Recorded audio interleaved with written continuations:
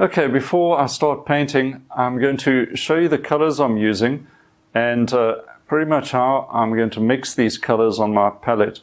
I'll be painting pretty quickly, so I'm not preparing piles of pre-mixed paint. Most of the mixing I do on the go using the brush, occasionally the palette knife, but mostly the brush. And it's a very important part of doing this type of paint mixing is to keep your brush as clean as possible. But I mostly use tissue paper to clean off the brush as I go along. So you've got to be aware of the colors that you're mixing. Try to keep warm colors more or less with one brush and the cooler with the other, or light and dark. Watch out for colors like burnt umber. I very seldom use that, but it can really mess up and gray down other colors. So I try to keep my colors as pure as possible. I don't wash the brush off very much during a painting session, but sometimes you just have to do that when your brush starts producing a bit of muddy paint. So you want to avoid that. But otherwise, quick paintbrush strokes, quick mixing, clean off with the tissue, scoop up the next dab of paint, put that on, leave it alone. That's really the recipe for using paint and your palette for a painting like this. Okay, the colors that I'm using, very simple palette. Some cadmium red light. I'm using a bit of Scarlet Lake. It's a nice, strong, deep red. A bit of yellow ochre, cerulean blue, ultramarine blue, some cadmium yellow light, a little bit of burnt sienna, especially in the dark areas when we're blocking in, and of course titanium white. And I always like to have a little bit of alizarin crimson over there. It's one of the power colors that can make a big difference. There's a pretty much standard palette for me. A lot of warms, a bit of cool, and the white, and I can do anything I require. So if you want to start off and you know pretty much what you're going to be painting, at least at one stage, you can pre-mix some colors with a palette knife, and it's always handy. Usually though, I simply get stuck in with the brush and mix as I require. So the first thing in the painting is I'm going to be bringing in the darks, and that usually is something like a bit of burnt sienna and ultramarine blue, and it gets me a good strong dark, and that acts as the black.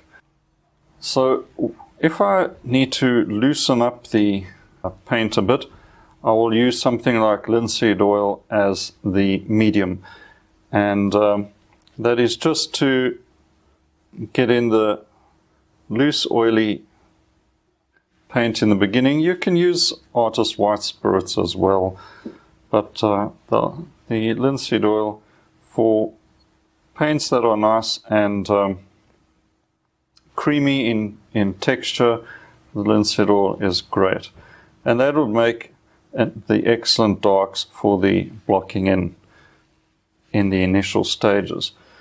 Now when you've blocked in the darks, you want to move on to the lights, and that's pretty much the standard procedure.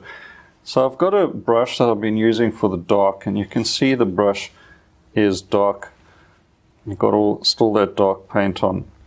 So I pretty much want to reserve that brush for a bit in the early stages for the dark colors, because when I move on to the whites, or should I say the lights, using white, that would be for something like the sky, which is the obvious white area to start with.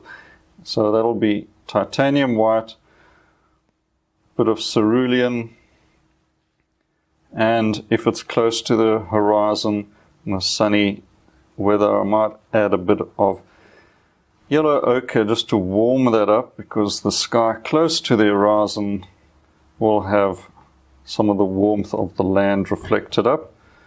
So that would make a good low color across the skyline. As we move up, there'll be more blue, and you'll get this nice transition happening. So warmer sky near the horizon, going up, almost a gentle gradation to the cooler, darker blue, and that gives a nice element of depth and height to your sky.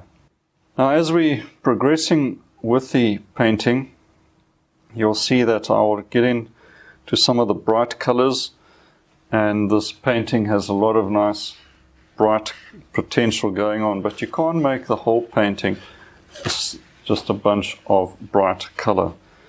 You got to choose where you want the strongest focus.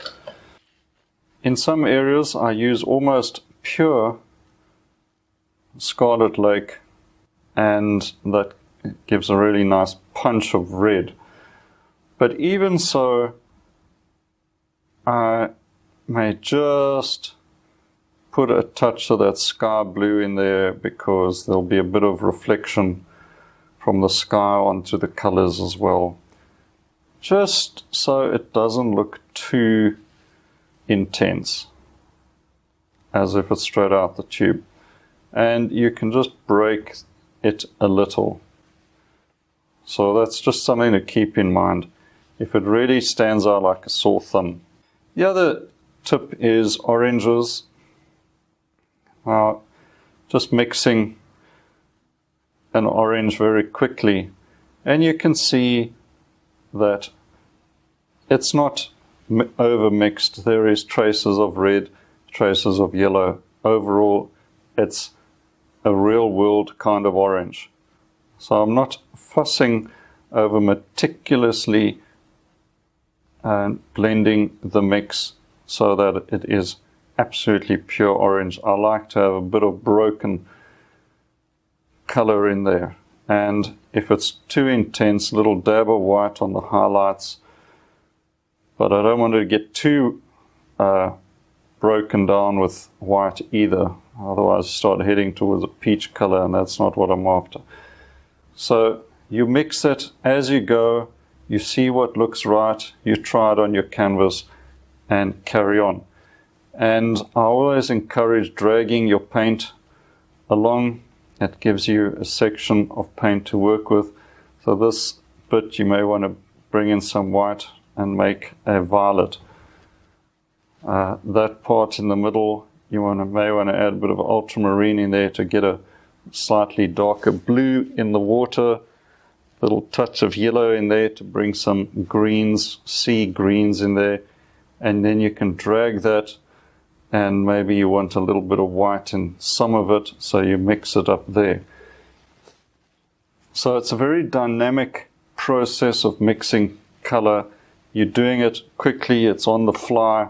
You need to make decisions quickly as well. And you get color mixes that you don't consciously set out with a recipe. You just know that it needs to be warmer, so a bit more yellow. It needs to be cooler, touch of blue.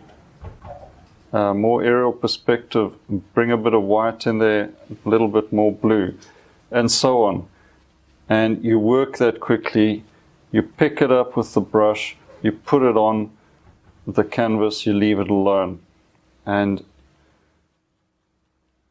this is the way to get exciting color mixes as you go along.